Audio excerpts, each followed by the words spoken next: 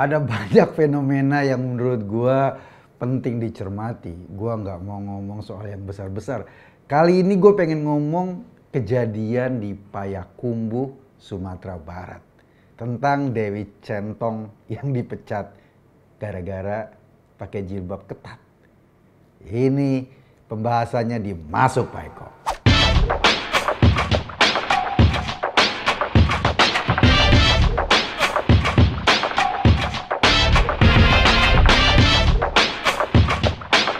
Namanya Dewi Novita. Dia punya akun media sosial dengan nama Dewi Centong. Ini beda sama Panci, jauh-jauh. Nggak ada hubungannya. Centong ya centong, mungkin nama panggilan dia. Mbak Dewi ini, dia menjabat sebagai seorang camat di Sumatera Barat. Tepatnya di Kota Madya Payakumbuh, dan dia camat di Payakumbuh Timur. Karirnya cukup bagus sebagai seorang perempuan, bisa menjadi seorang camat atau pemimpin daerah di sana. Ketika kemarin rame-rame kasus SCBD, gayanya JJ, gayanya Bonge, dan itu viral, mungkin Mbak Dewi ini terinspirasi oleh gaya anak-anak Citayam itu.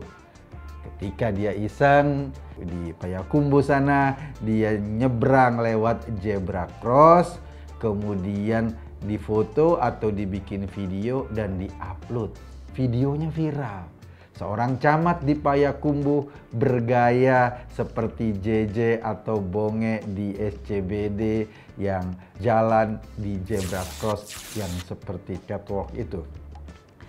Dan lo tahu respon orang, sebagian anak-anak muda pasti seneng dong. Ini camat nih kekinian, ngikutin media sosial, dan dia tampil dengan gaya yang asik. Iya, Mbak Dewi itu seperti layaknya masyarakat perempuan-perempuan di Indonesia, banyak yang pakai jilbab, dan Mbak Dewi itu pakai jilbab juga. Waktu dia jalan, dia mengenakan seragam ASN, kemudian dia pakai jilbab dengan warna yang sama, pakai shawl atau pakai scrub warna pink, dan pakai kacamata hitam. Gaya dong, jalan asik-asik, dan kontennya menurut gue biasa-biasa aja. Sama kayak ribuan konten lain yang ikut-ikutan SCBD, amat sangat biasa-biasa saja. Dan dia cuma ingin tampil, ingin mengekspresikan dirinya secara pribadi menggunakan seragam ASN sebagai seorang camat. Dilalah ada pengurus MUI yang ngeliat konten itu. Gue nggak ngerti deh, pengurus MUI ini kok julid banget. Lalu berkomentar di akun media sosialnya Dewi Centong ini. Berkomentar, dan komentarnya langsung pedas. Gue bacain komentarnya dari ketua MUI ya.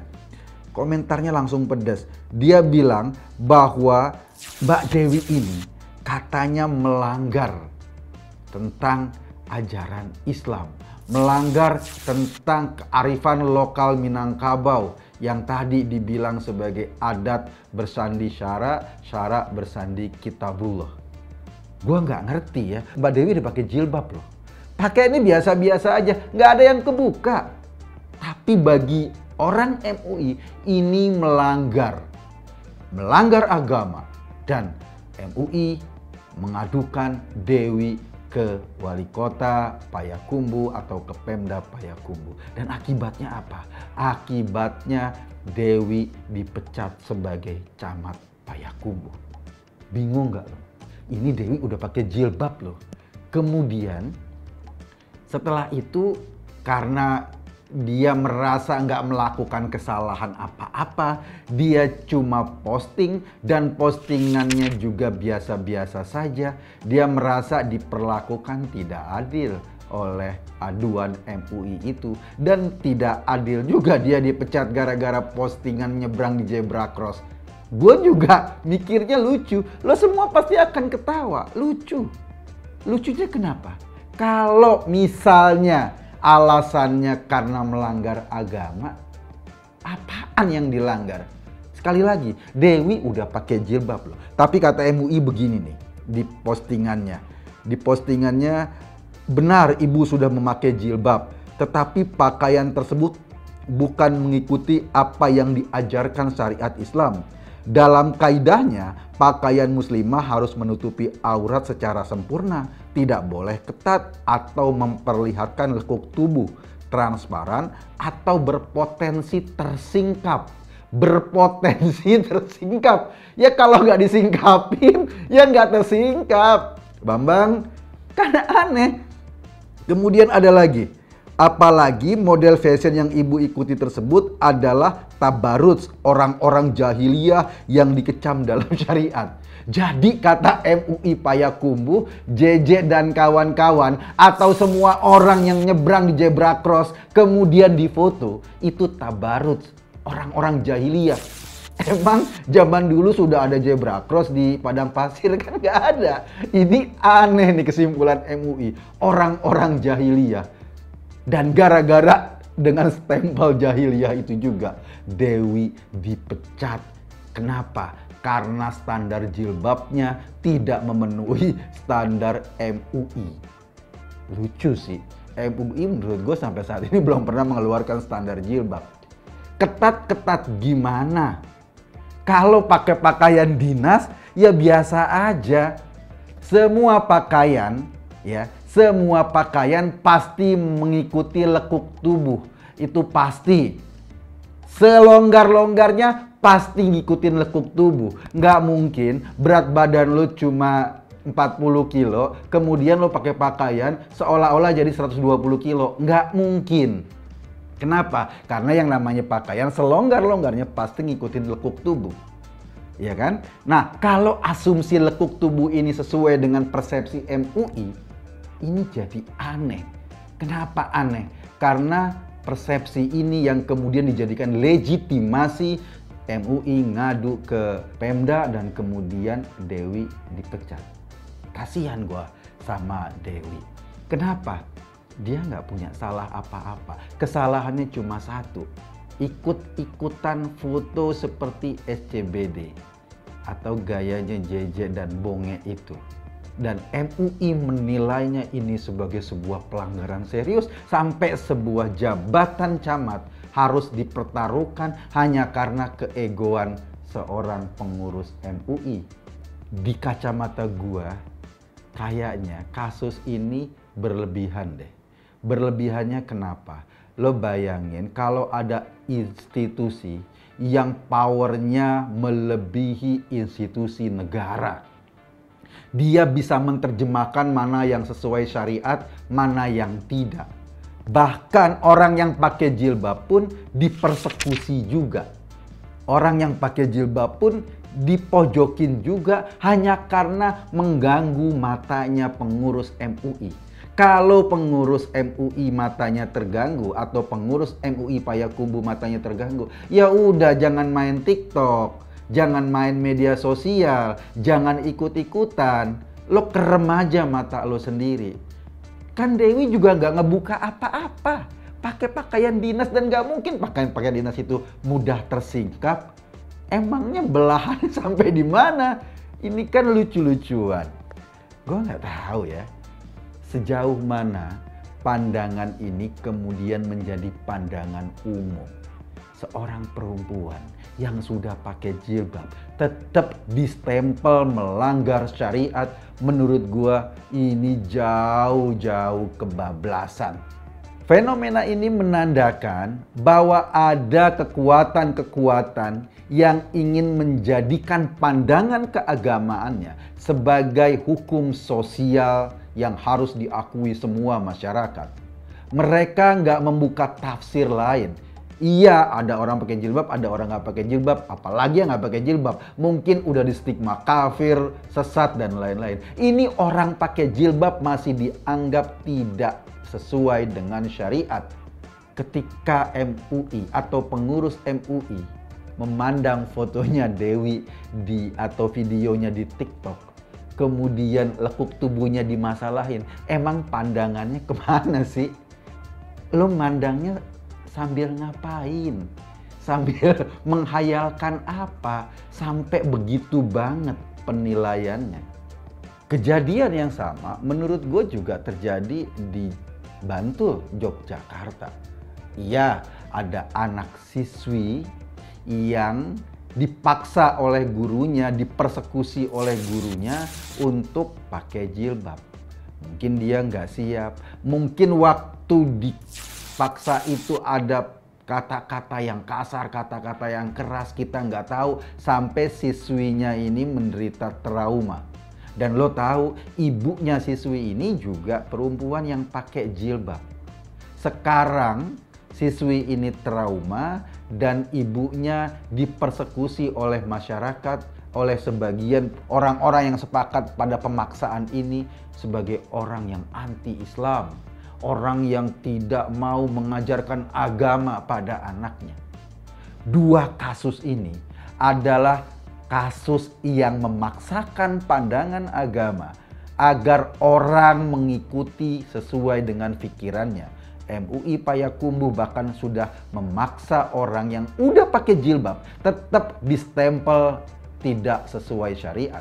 Sementara di SMA 1 Bantul atau di SMA Negeri 1 Banguntapan Bantul, anak sekolah yang memang aturan seragamnya adalah boleh pakai jilbab, boleh nggak pakai jilbab, nggak ada paksaan dalam aturannya.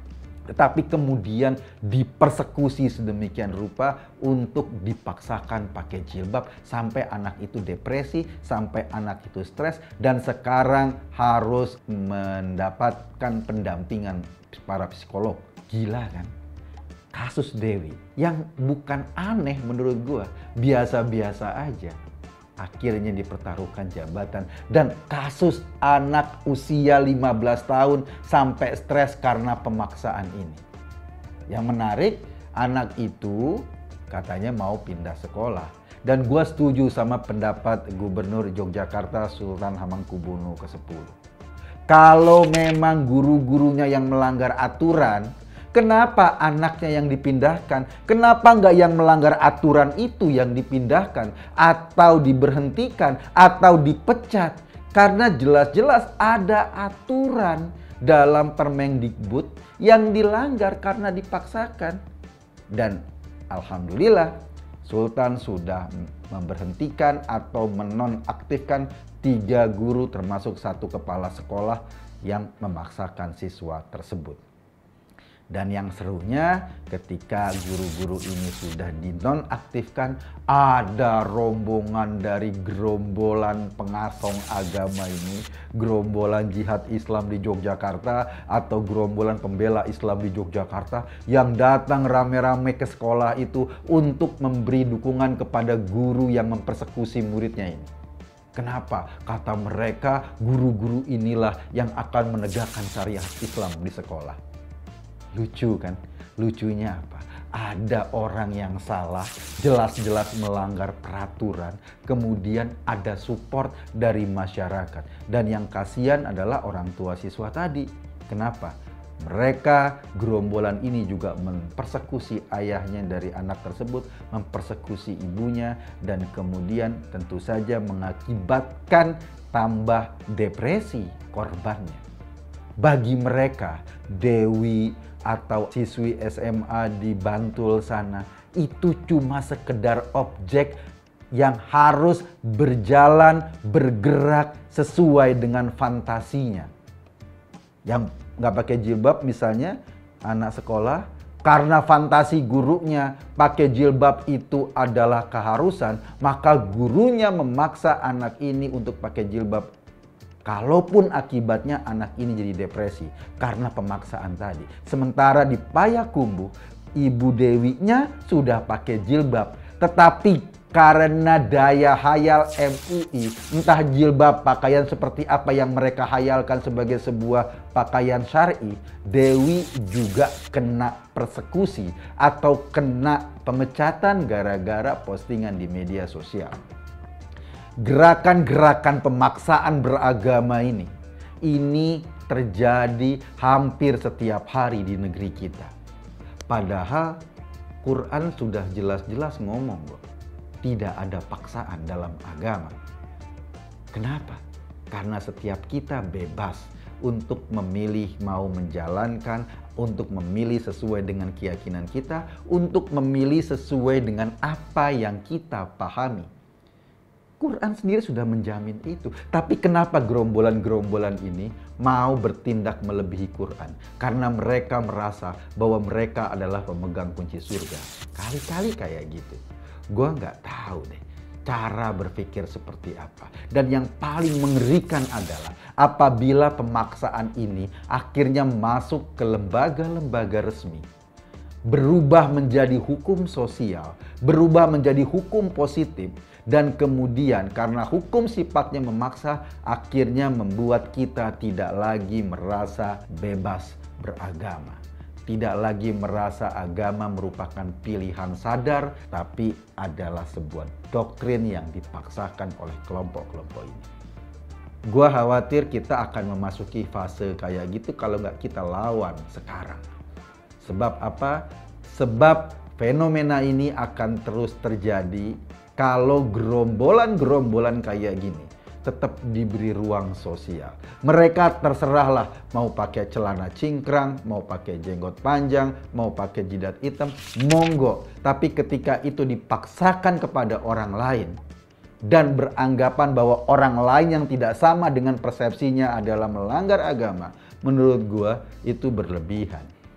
Sebab dalam negara ada aturan-aturan sendiri.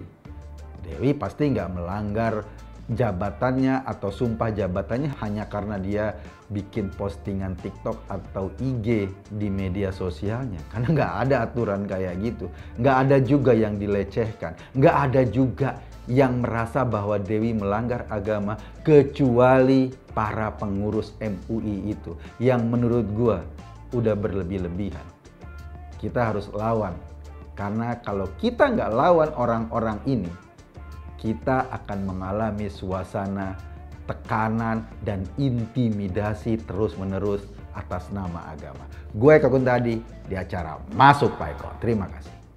Cita-cita kita di tahun 2045, 1 abad Indonesia merdeka, mestinya insya Allah Indonesia telah keluar dari jebakan pendapatan kelas menengah. Indonesia telah menjadi negara maju dengan pendapatan 320 juta rupiah per kapita per tahun. Dengan kemiskinan mendekati 0%. Kita harus menuju ke sana.